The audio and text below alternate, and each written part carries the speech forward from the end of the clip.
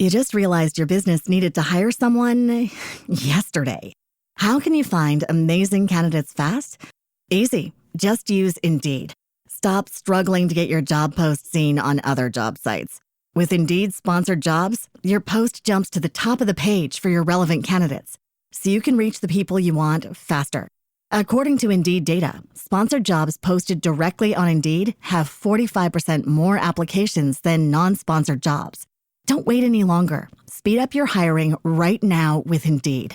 And listeners of this show will get a $75 sponsored job credit to get your jobs more visibility at Indeed.com/kidsandfamily. Just go to Indeed.com/kidsandfamily right now and support our show by saying you heard about Indeed on this podcast. Terms and conditions apply. Hiring? Indeed is all you need. Pet Life Radio. You're listening to PetLifeRadio.com.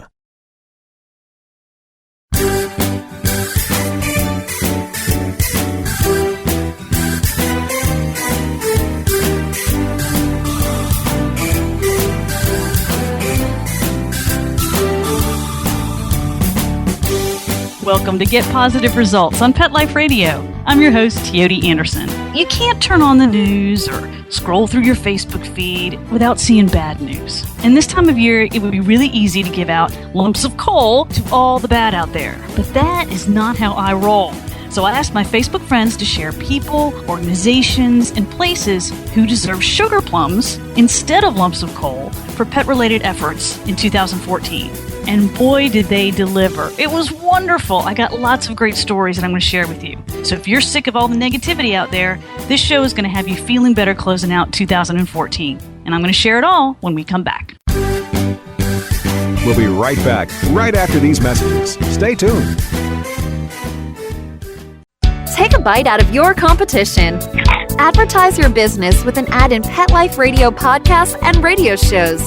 There is no other pet-related media that is as large and reaches more pet parents and pet lovers than Pet Life Radio. With over 7 million monthly listeners, Pet Life Radio podcasts are available on all major podcast platforms, and our live radio stream goes out to over 250 million subscribers on iHeartRadio, Odyssey, TuneIn, and other streaming apps. For more information on how you can advertise on the #1 pet podcast and radio network, visit PetLifeRadio.com/advertise today. Let's talk pets on PetLifeRadio.com.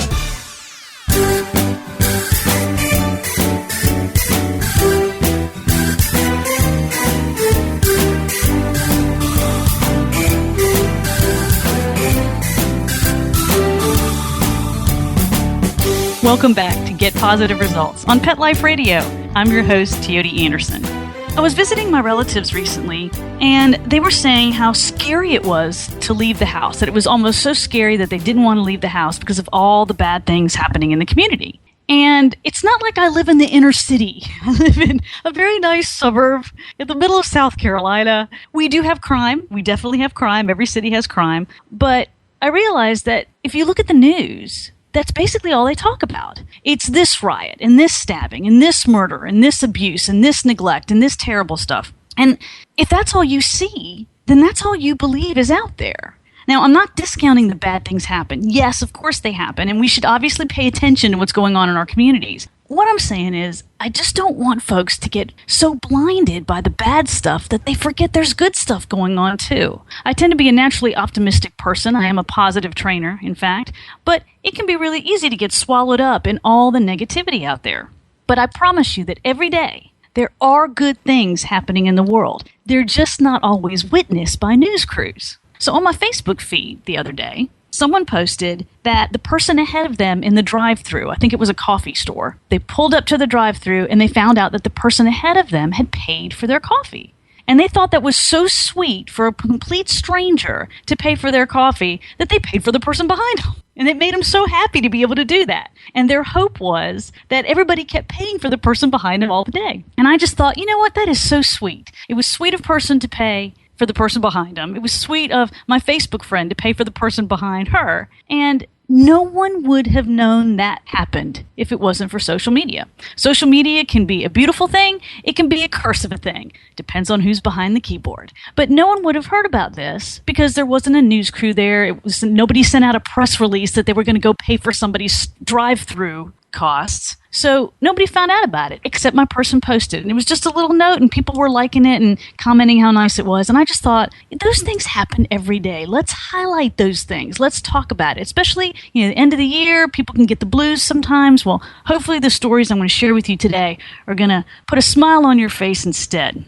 So instead of dwelling on all these terrible things, we're going to focus on the positive. And these are the folks who deserve sugar plums instead of lumps of coal.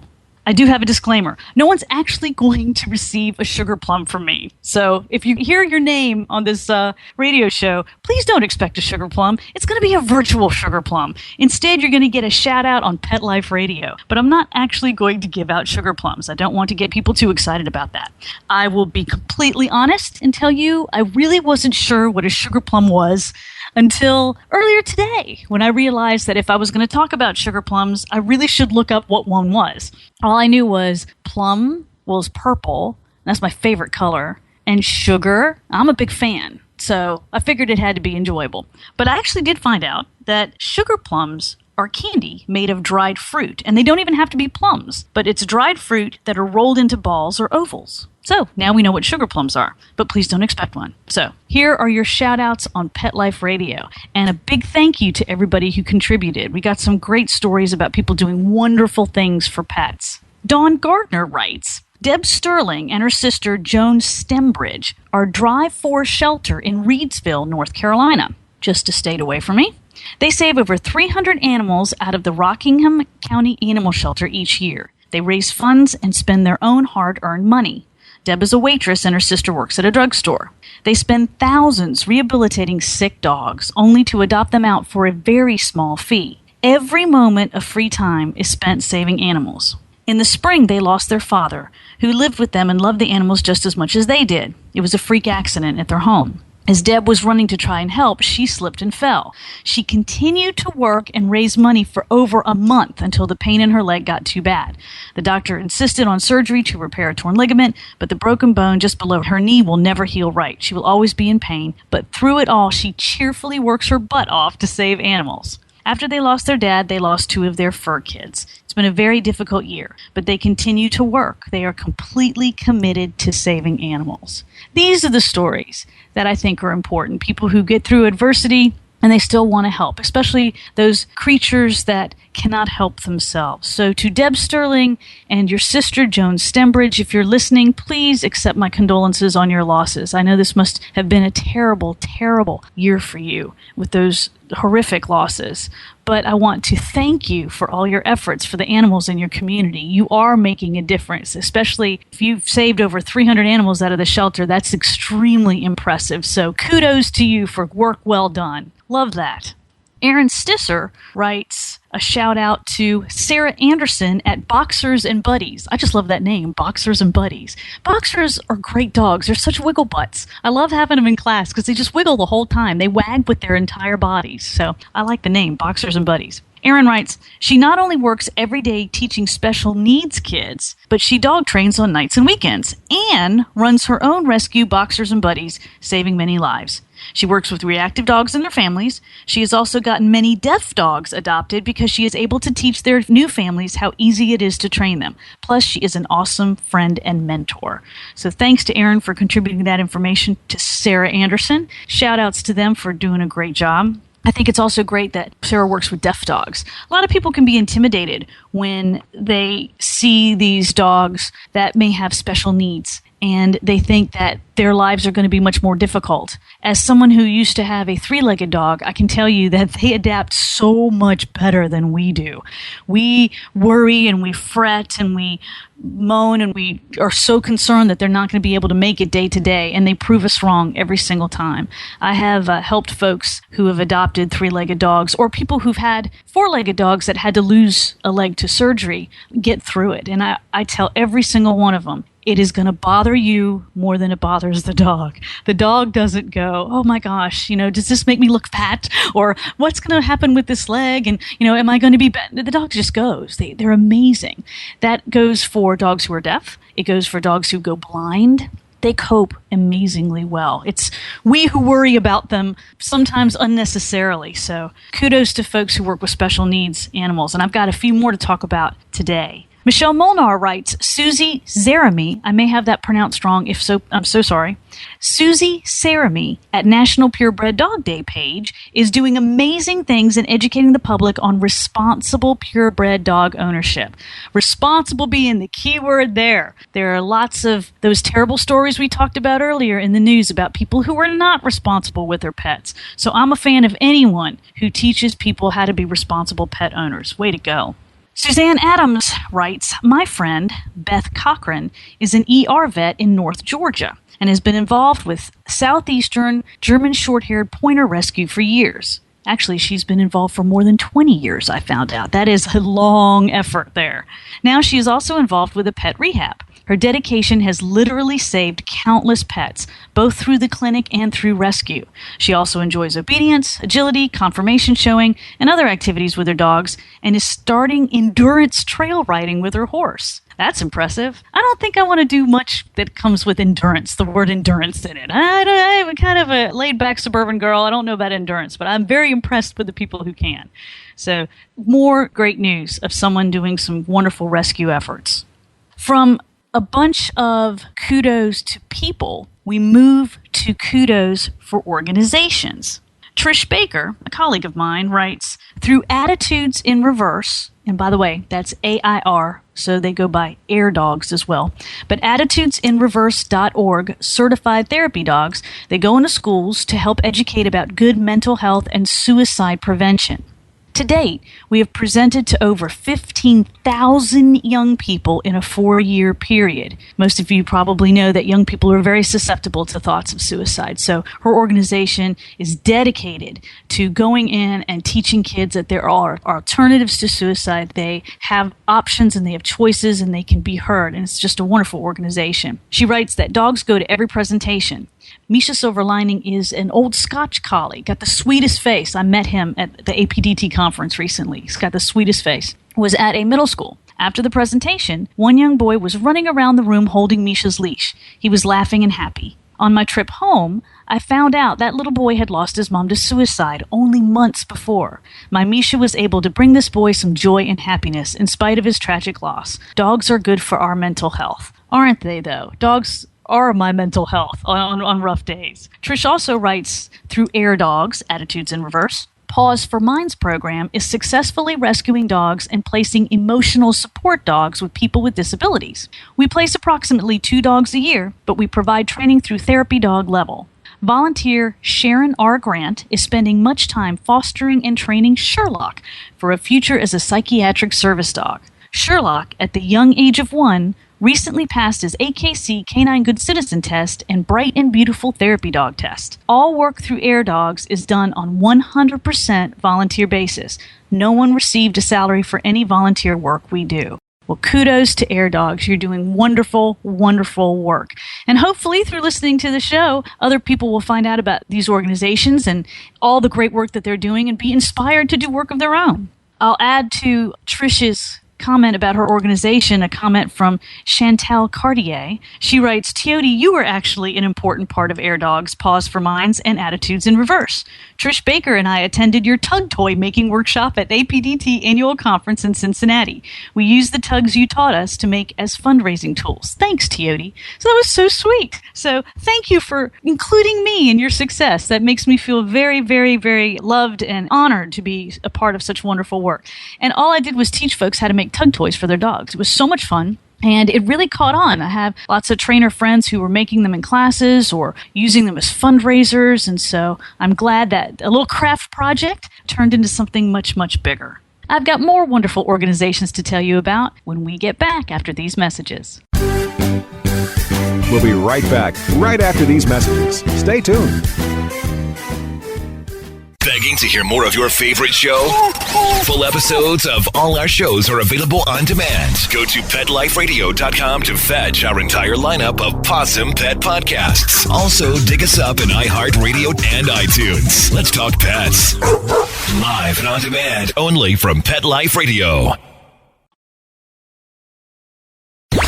Let's talk pets Let's talk pets on Pet Life Radio. Pet Life Radio. PetLifeRadio.com.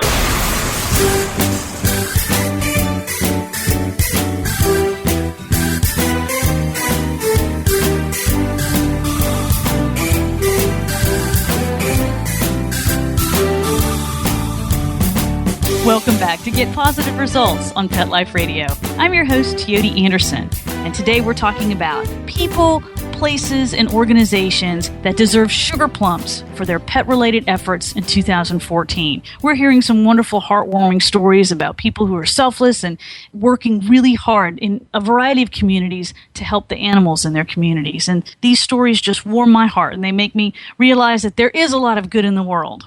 Jamie McKay writes... It's a website. Jamie McKay writes, www.alternativepet.net accepts senior and special needs shelties and the occasional sheltie-like dog. They make every effort to provide care and a great quality of life for these dogs, many of whom are forever fosters. If you've ever heard the term forever foster, these are dogs that are fostered by very kind-hearted people, but they're usually not very adoptable. And again, I mentioned earlier that some people think that it's very hard to adopt a dog with special needs. And it can be. When you have the little cute puppy that's just adorable and healthy, people are going to be drawn to the puppy rather than the poor little older dog or the blind dog or a dog with a disability. But it can be so wonderful to adopt these dogs. So hopefully more and more people will understand that. And I think it is wonderful. I have a very, very huge spot in my heart for older dogs. I think that those little old sweet faces are so wonderful, and they've given so much through their lives for people.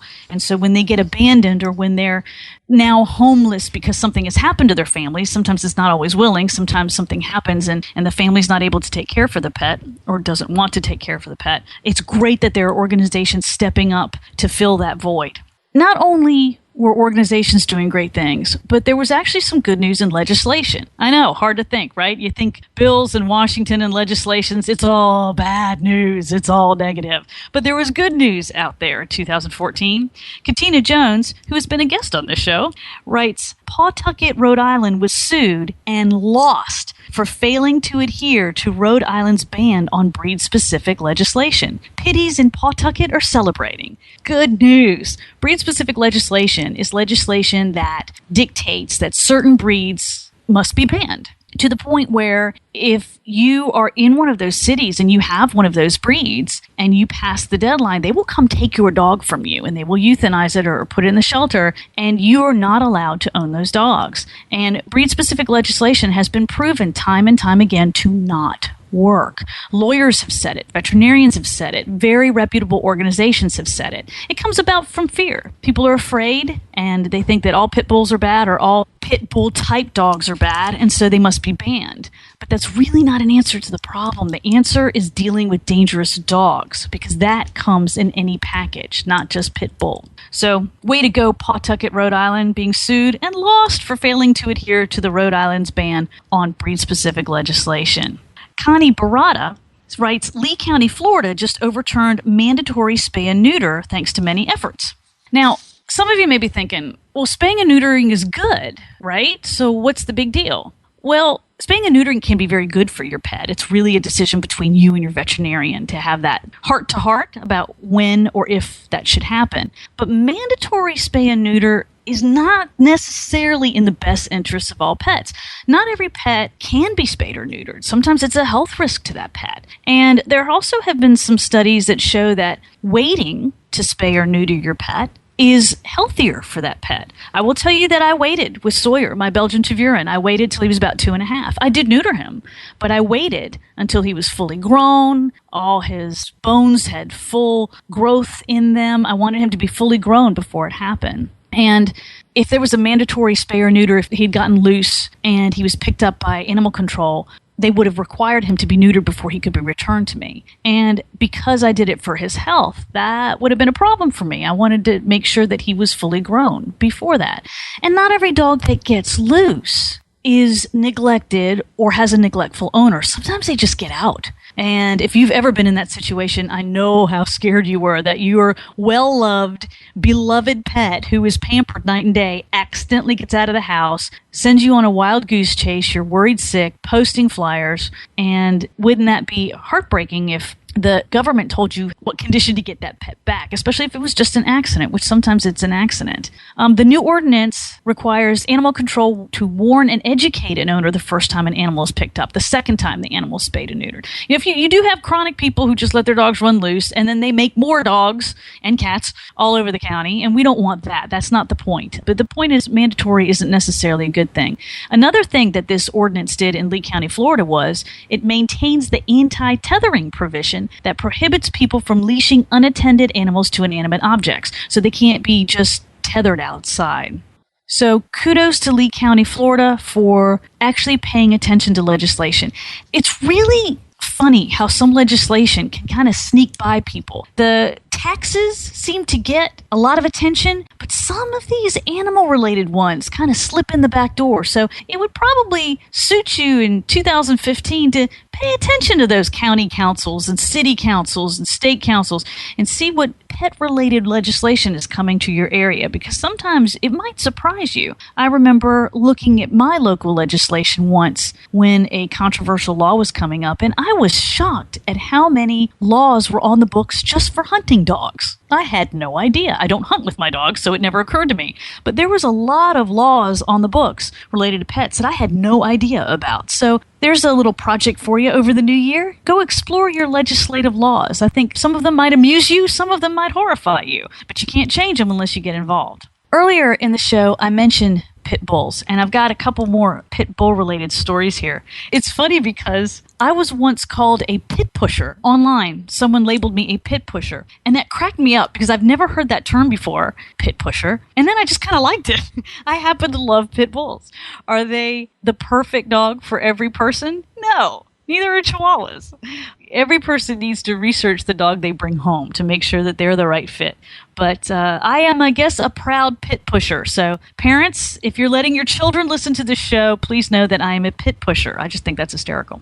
So Susan Fishbein writes, Lance, one of the Michael Vick dogs. We all know, hopefully, about Michael Vick. It was a terrible case where all the dogs were kept for fighting purposes. Finally got his forever home. Lance got his forever home. His family waited for years to bring him home. They committed to him years ago, but because the court required that all of those dogs had to pass a canine good citizen evaluation before adoption, it took him a long time. He was great with all kinds of animals, but he was terrified of people in a very sweet, heartbreaking way. His family would travel to the best friend's sanctuary to visit him, and they never gave up hope.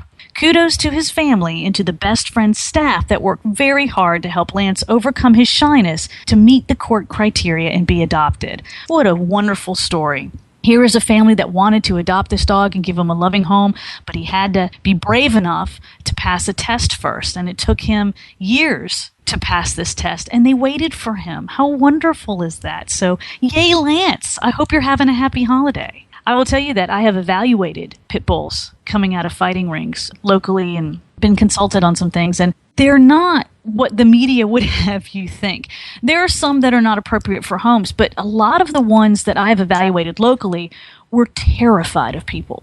They were so poorly socialized that I had to stop the test at certain times because I just didn't want to put them in any more panic. They were absolutely terrified of people. And it just broke my heart to see them, because you're supposed to be this big, strong dog that terrifies people, and was absolutely scared of me the entire time. So good for Lance. Trish McMillan Laura writes, I know Bully Project has some great tales behind some pictures, and she says that they do great work for pit bulls in the New York area, I believe they are. I looked up their website. Trish adopted her pit bull from Bully Project. His name is Theodore. He has his own Facebook page, by the way, Pibbling with Theodore. And I'm a huge fan of Theodore. He is an awesome pit bull. He came from a fight ring, and he loves animals. He loves people. He is just the sweetest, most handsome dog you've seen. And I looked up Bully Project, and their mission was great. It says to end dog fighting in New York City and promote responsible pet ownership. Awesome mission statement.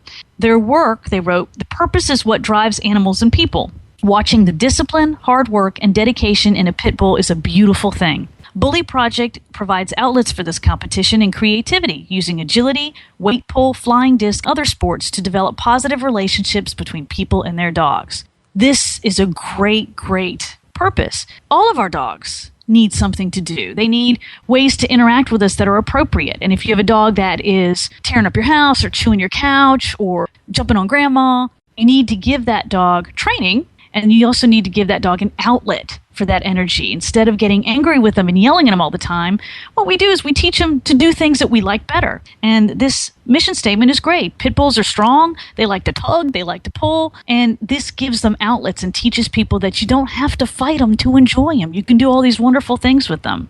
They also promote training, which I'm a big fan of that. Their website says, we cannot get down to it until we have the basics. Obedience training is essential in any pet, and working with dog trainers to keep dogs and people rooted in the essentials brings value and intention to working and playing. So, yay to Bully Project for the work that they do. Pit bulls have gotten a bad rap over the years, and they are abused by many, many people, so these folks are making a difference. Other organizations for a variety of breeds. Karen Peake writes about Virginia Federation of Dog Clubs and Breeders. They have been fighting tirelessly for fair pet laws that cover pet owners, rescues, and breeders. They also want those who are not ethical, etc., to be held accountable. Awesome stuff. These are the folks who are paying attention to the legislation in their areas. Kim Silver writes, my organization, No Kill Pima County in Tucson, Arizona, has developed a pet owner resource directory and a help desk at our open admission municipal shelter. We call the directory SOS Support Options Solutions. Oh, SOS, Support Options Solutions. I get it now. And the purpose is to inform owners about resources and other options than surrendering an animal at the shelter, regardless if it is owned or stray. Currently, we can only staff the help desk 6 to 10 hours a week with volunteers, but our diversion rate is currently 32%. Imagine what could be accomplished if we were there every hour of open intake. Way to go. There's a link that she gave us, nokillpimacounty.org. That's P-I-M-A, Pima. It could be Pima, sorry. nokillpimacounty.org. And then /get-help. So that is outstanding. Some people drop their pets off at a shelter because they are neglectful or the puppy wasn't cute anymore. Yes, those people exist, but some people don't know what to do. The dog is out of control, or they don't have the financial means anymore. And if you've ever spent time in an animal shelter and see the people in tears and just devastated that they feel a need, that is the only option that they have, it will change your mind about people who drop them off sometimes. They're not all evil. Sometimes bad things happen. And it is wonderful that this organization is helping people realize that there may be options out there and trying to keep those pets in the home. Lisa Mossing writes that Donna Ezel with Carolina Poodle Rescue Rehab Sanctuary in Pacolet, South Carolina. Again, if I mispronounce these things, I'm so sorry. They're a nonprofit, no-kill, limited-entry private rescue group, solely dependent on charity volunteers and donations. Their mission is to rescue, rehabilitate, offer permanent sanctuary, and when appropriate, rehome needy poodles and small dogs. They encourage the human-animal bond by promoting activities that serve to bring animals and their people closer together. And Lisa adopted her beautiful poodle, Anastasia, from this organization, and she was seized in a federal abuse case and then surrendered to this organization. And because of that, she was rehabilitated. And unbeknownst to anyone when she was turned over to this organization, that Anna was pregnant with a litter of 11 dead puppies, and she was septic. And if she had not undergone a routine spay before she could adopt her, it would have been very tragic for this dog. So I'm so glad that Lisa found a family member to love, and kudos to Carolina Poodle Rescue for helping save Anastasia and all the other poodles in their care. Kristen Ellenberg McLean writes, there's a great story about a rescue dog named Clayton that English Springer Rescue America saved. There's a Facebook page, and he was a Garden and Gun Good Dog contest winner. Now, for those of you listening not from the South, we actually have a magazine called Garden and Gun. I didn't even know this either, but there's a magazine called Garden and Gun, and that's what he won this contest. Great story of a rescue organization at its best and how one dog brought together a huge group of people to become kind of a family. His story is why many, including myself, are now fostering. So Kristen was inspired to foster because of this. That's awesome. Blue Ridge Gal on Facebook writes, "Kudos to a local organization in my hometown of Bristol, Tennessee and Virginia. Chain Free Bristol is dedicated to banning the lifetime unattended chaining or tethering of dogs. They've worked relentlessly in their efforts to inform dog owners of other options, build fences to release dogs in, and attempt to persuade city officials to change the laws so that canines will not serve a life sentence on a chain." Studies have shown that dogs' aggression can increase when they're chained. And there are some organizations throughout the country that are working to help build free fences for people or give them tethers or different things that they can use so that the dog doesn't end up just tanking behaviorally because of this life. So way to go. Love that. Chain Free Bristol. Barbara Brill writes, "Houston Collie Rescue and its many volunteers stepped up to save 126 collies from a breeder who was charged with neglect. That's 126 lassies, folks. Former adopters offered foster homes. The collies have almost all been placed in new homes. This was a massive undertaking. I can't even imagine 126 collies. That's wonderful. So kudos to Houston Collie Rescue." Renee Doms writes, "Positively Unleashed trains volunteers to train dogs at the Southwood County Humane Society, so they have enrichment and skills to make them more adoptable." It's true that when you go to a shelter or a rescue organization and you see these dogs throwing themselves at the kennels and barking and spinning and acting crazy, they're much less likely to be adopted. People don't get drawn to that. They like the little sedate ones. So the more dogs in shelters can get some basic training, the more likelihood they are to find their families. They could be great dogs, but their behavior just doesn't show it because they're cooped up and they haven't been trained. So wonderful organization. And last but not least, Karen Peak writes, Blue Ridge Blood Bank. They send blood donations from my region to veterinarians all over the USA. Did you know that dogs are also blood donors? When dogs are hit by cars or require some sort of complex surgery, sometimes they need blood just like people do. And some veterinarians have their own blood donor dogs, usually from staff, or maybe their own dogs that they use as blood donor dogs. And they are very safe about it. It's a very humane thing. They're not done against their will. They probably get lots of cookies. But this particular place, Blue Ridge Blood Bank, sends blood donations to veterinarians all over the United States because not every veterinarian clinic has access to blood. And so these veterinarian clinics are benefiting from Blue Ridge Blood Bank, which is hard to say, from their efforts because they're able to save a lot more dogs. So it's amazing how animals are able to contribute back. All these wonderful people that we've talked about today, all the wonderful organizations that we've talked about today, well, here are animals and just getting a bunch of cookies for having some blood taken, and they're helping other dogs all over the place. That just warms my heart. Thank you so much to everybody who contributed and helped me focus on the positive as we close out the year. You all deserve credit for being able to focus on the bright side of things. And hopefully, my wish for you is that you'll continue to share these good stories on your Facebook pages, in your social media, at your local water cooler, with your friends throughout the new year. Wouldn't it be wonderful if the good stories finally overtook the bad? I think we can do it.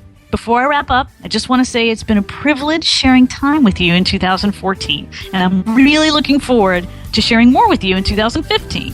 I've got some ideas for some great shows that are going to highlight the relationships we have with our pets, along with more training tips for helping make life easier with them. If you'd like to reach me, you can do so at Teoti, T-E-O-T-I, at PetLifeRadio.com. You can find my Facebook page at Facebook.com/Teoti Anderson, or on the website at GetPositiveResults.com. Also, please consider picking up a copy of my latest books, Animal Planet's Dogs 101 Dog Training and the Dog Fancy Ultimate Guide to Dog Training. Thank you to my producers for helping me put the show together. Once again, this is Teoti Anderson on Get Positive Results on Pet Life Radio. I wish you and your families a safe, happy, and healthy holiday and new year. Let's Talk Pets, every week on demand, only on PetLifeRadio.com.